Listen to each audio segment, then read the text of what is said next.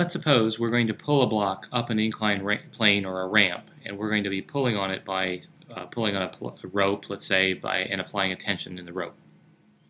If the mass has value 10 kilograms and you're pulling it 20 meters up an incline, which has an angle of 30 degrees, then how much work are you having to do, and how much work is gravity trying to do against you during this process? We can begin by drawing all the forces that act on this block. The first and foremost, of course, is gravity, which is trying to pull straight down into the ramp, and it has a value of mg.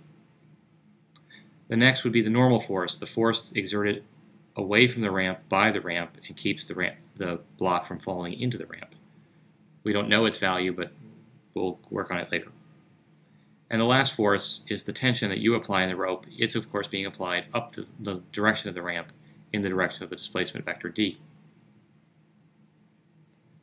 We know one of these works very easily because the gravitational force is pointing straight down, and we know its value is mg.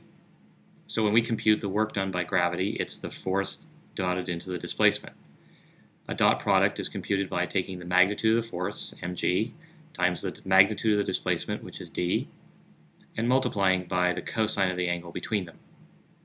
In this case, there is an angle of theta plus 90 degrees because there's an angle theta between the tension and the horizontal direction, and then there's an angle of 90 degrees down here between the direction of the force and the horizontal. The cosine of theta plus 90 actually just equals the negative of sine of an angle. That's a little trig identity that you might remember. So the work done by gravity is just minus 1 times m times g times d times sine of theta.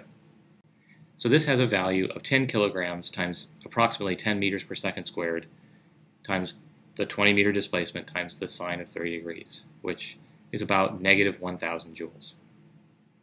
How does that help us in then computing the work done by you? We've only computed so far the work done by the gravitational force.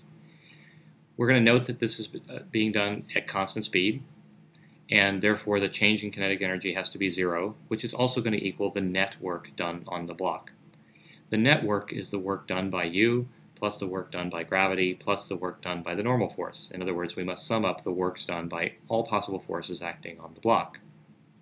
One of these is rather easy to compute because the normal force points at 90 degrees relative to the displacement vector, and if you think about force dotted into displacement, a dot product, when the angle between the two vectors is 90 degrees, the dot product is 0, so the work done by the normal force will be 0. Therefore, the work done by you is going to equal the negative of the work done by gravity, and that equals positive 1,000 joules.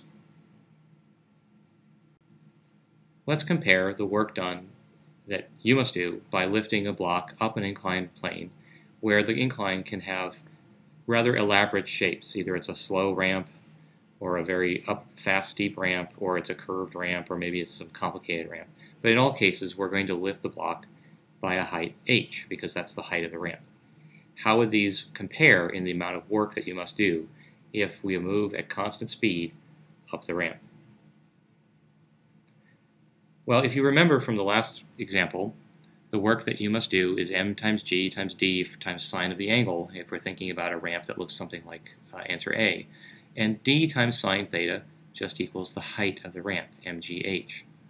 Since the height of all these four ramps is the same, then the work done or the work required in lifting the block up each of these four ramps is identically the same. And in fact, there's no difference whatsoever.